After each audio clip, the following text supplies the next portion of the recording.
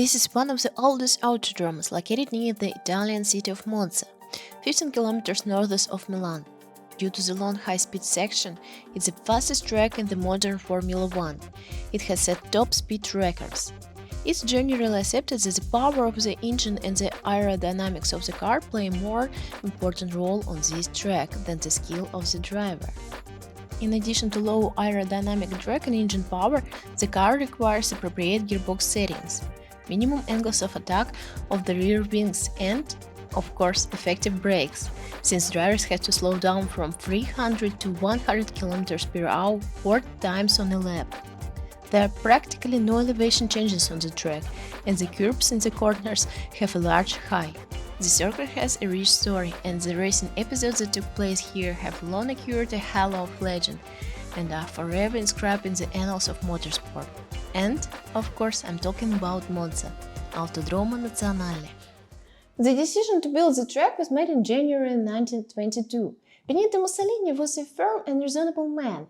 He was never a model of professional politician, but he understood very well that everything that could raise the prestige of Italy in the eyes of Europe would simultaneously raise his personal prestige.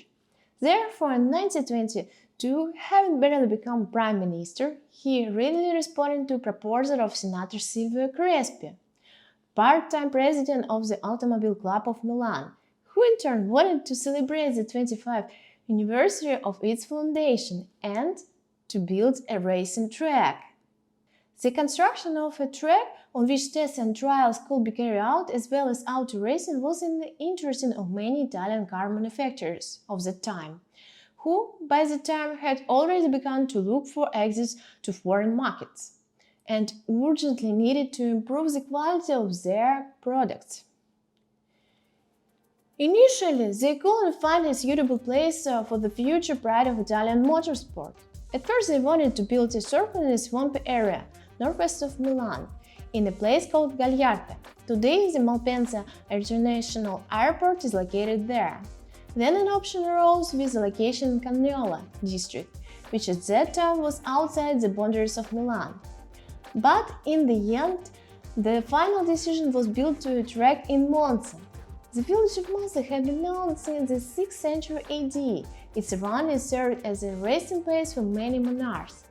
In 1805, one of the largest parks in Europe was built in Monza, which is currently called the Royal Park of Monza, Parco di Monza, and which is an object of historical heritage.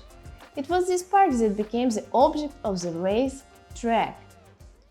The CIA's Società Incremento Automobilissimo e Sport company was founded to build the circuit with 100% private capital. Senator Silvio Crespi was appointed project manager. Architect Alfredo Azelli took up the design. Initially, it was planned to build a high-speed oval and a regular road side by side with a total length of 14 kilometers, and the cost of the work was estimated at 6 million lire. At the end of February, Vincenzo Lancia and Felice Nazaro laid the symbolic first stone in the future Temple of Speed. But after a couple of weeks, construction had to be suspended due to the first problem with environmentalists from the Italian Ministry of Culture, which demanded a complete change in the project to minimize tree cutting. In a short time, the project was revised and agreed upon. On May 15, construction, in which 3,500 workers took part, was continued and completed in 110 days. The track included a loop with a total length of 4.5 kilometers, with 2 bankings with a radius of 320 meters, which made it possible to develop speeds of 180 to 190 kilometers per hour on cars of that time.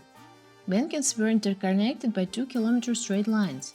The road track was 4.5 kilometers long and the maximum width of the canvas was 12 meters.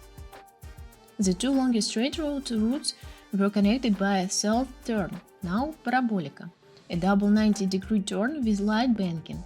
The straights were asphalted with a mixture of hot resin, but the builders simply concreted the turns. Both rings connected only in one place, where the oval passed over the roadway. This place can still be seen today in the middle of the straight between Lesmo and Ascari. As for the stands, they were located in 2 separate zones. The central tribune of each block accommodated 3,000 spectators. Around it, there were 6 smaller stands with a capacity of 1,000 spectators. Cheap seats for spectators were also provided in several places on the track, mainly around corners, including where the track intersects. The official opening of the Autodrome Nazionale took place already on September 3rd, when Monza hosted its first race. Today many mistakenly believe that this was the 1922 Italian Grand Prix, but this is not the case. In fact, on September 3rd, 1922, the Autodrome Nazionale hosted the Viriat race in the second Italian Grand Prix. The first one took place a year earlier at the Monza circuit near Brescia, was played at Monza a week later. The confusion was caused by the fact that both races, September 3rd and 10th, to the delight of Italian public, were won by the same driver, Pietro Bordino from the Turin, who drove Fiat 501 and Fiat 804 respectively. However, the lack of safety measures on track caused fatal incidents a week after the opening of the Autodrome. On September 9, 1922, the German racer Fritz Kurr died. August 26, 1923, Pietro Bordino was injured during training, and his flying car killed a mechanic. On September 8, 1923, the famous racing driver Hugh Sivocci died, and a year later, Louis Brodsky crashed in Lesmo. In 1928, there was a very terrible accident. Emilio Materassi crashed to death flying into the podium and killed 22 people. In 1929, the Italian Grand Prix was cancelled. The reason for this was firstly the Duke's dissatisfaction with his drivers, who for several years couldn't win back their native Grand Prix from foreigners, and secondly the fatal accident of Florentino Emilio Materassi. As a result, for the next 2 seasons, instead of Grand Prix of Italy, the Autodrome Nazionale hosted the Monza Grand Prix. In 1931, the Italian Grand Prix was resumed, and then a new series of bad luck.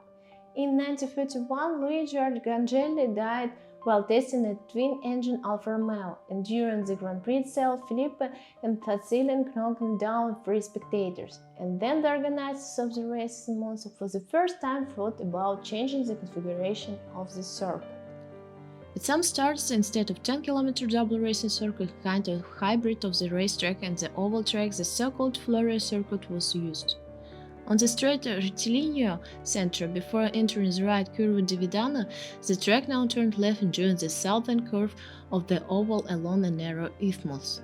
These changes marked the beginning of a long line of the changes to come.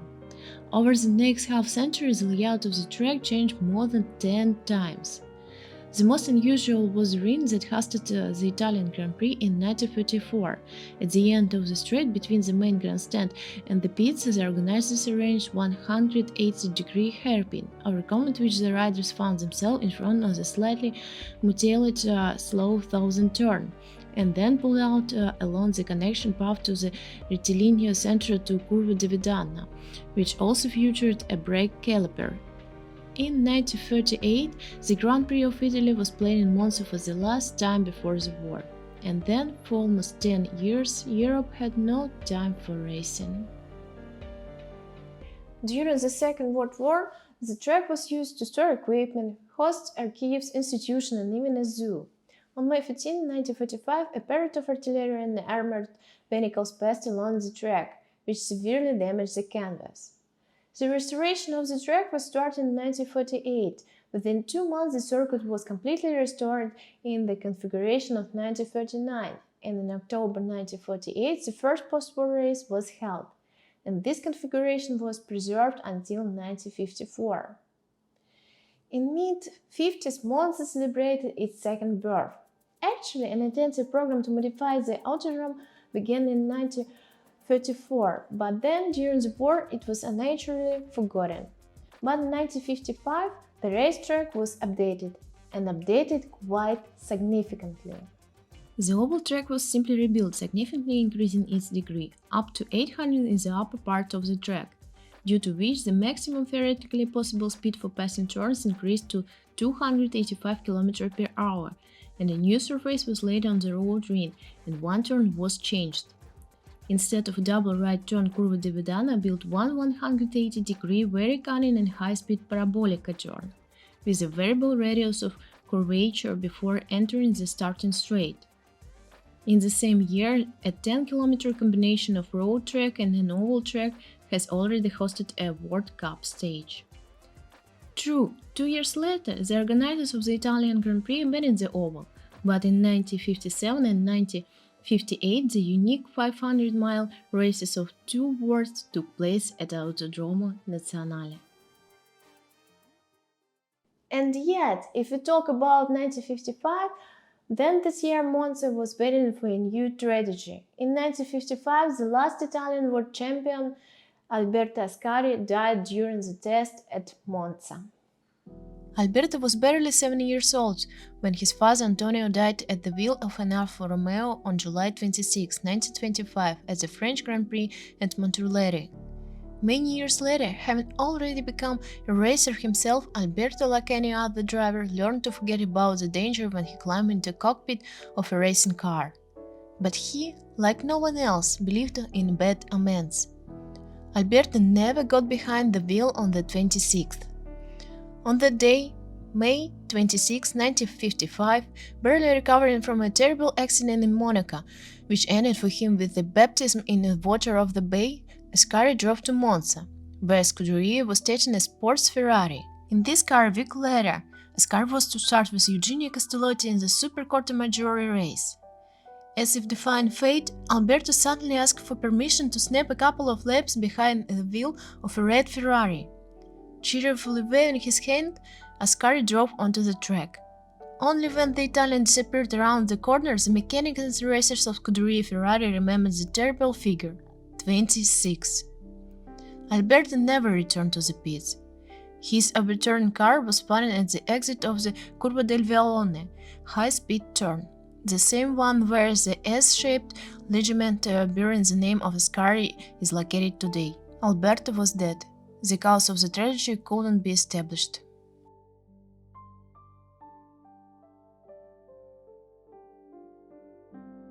And 6 years later, Monza was for the second biggest tragedy in the history of the track. In 1961, Wolfgang von Trips flew off the track straight into the stands, killing 15 spectators and his own. It happened even before the war.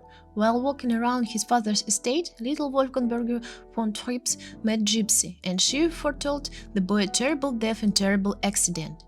Years passed, Wolfgang took up motorcycle and then motorsport, becoming one of the best racers in Europe. In 1961, he could well have brought Germany the first championship title in Formula One. 2 stages before the finish of the championship, Wolfgang confidently led the overall standings. By and large, before the race in Monza, Trips had the only one rival. His fellow Ferrari American Phil Hill, most from Lotus retaining purely theoretical chances for the championship. Having started from pole position, the German lost the start to Hill, and already on the second lap of the race, the very accident that Gypsy fate prepared for von Trips happened. This accident was the second worst tragedy in the history of the circuit in Monza.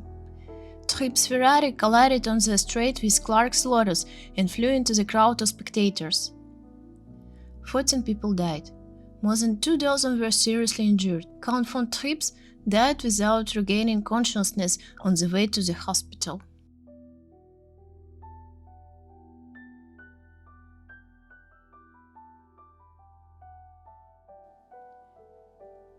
A few hours after the Monza disaster, news of another tragedy spread around Europe. A plane crashed at Shannon Airport.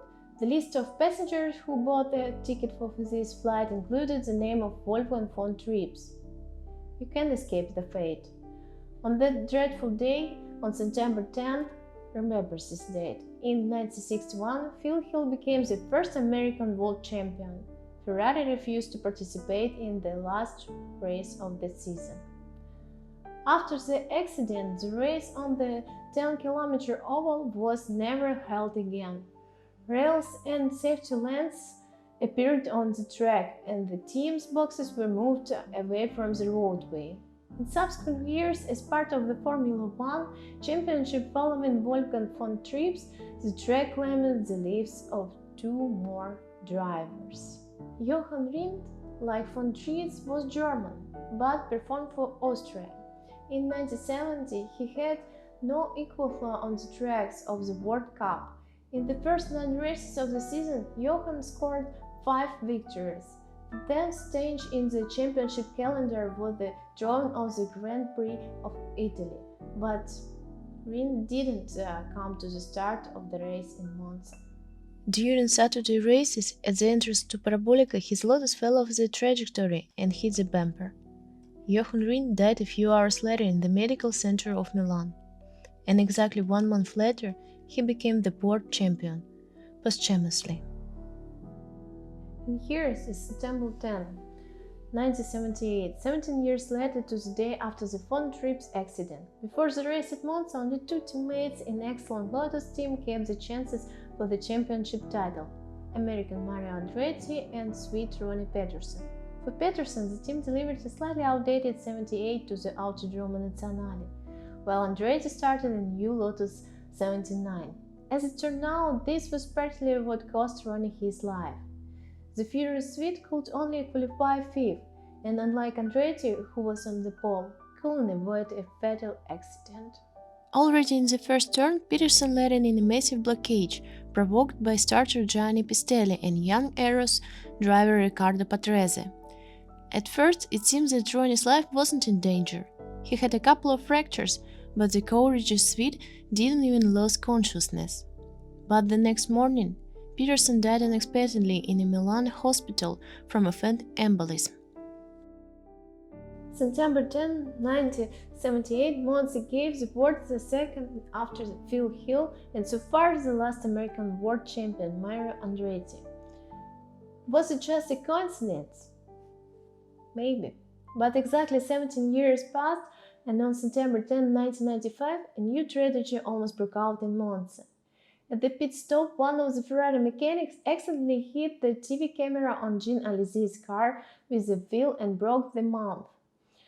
After a few laps on the straight in front of the Della Roggia, the camera came off and broke the suspension of another Ferrari, Gerhard Berger. If at such a speed this thing hit me in the head, I probably wouldn't have had a chance to escape, the Austrian later recalled. Fortunately, everything worked out and the 5th wasn't added to the 4 terrible pages. In order to improve safety, the track was rebuilt many more times. Turns changed, the canvas into 2 lanes expanded, infrastructure changed, and the length of the track ranged from 5,750 to 5,800 meters. In 2000, the track was rebuilt for the last time, and the length of the track began to be today's 5,793 meters. In the same year, after a big accident in the second rebuilt chicane, the marshal was killed by debris. Monza has hosted 72 Italian Grand Prix events between 1915 and 2022. The world around us is changing rapidly. The formula also changes with it. And despite the fact that a lot of criticism has fallen on Monza, either Monza is accused of a lack of proper security measures, or that its long straights and high-speed turns prevent overtaking. But in spite of everything, the Autodrome Nazionale continues to be the mecca of European motorsport. For many years, the huge heart of Monza, undividedly given to Ferrari after the finish of the race, flows to the podium. And as long as this heart is alive, as long as it trembles and beats in the hands of people who are in love with formula, the spirit that this famed circle has carried through the decades is also alive. The Formula One legend is alive.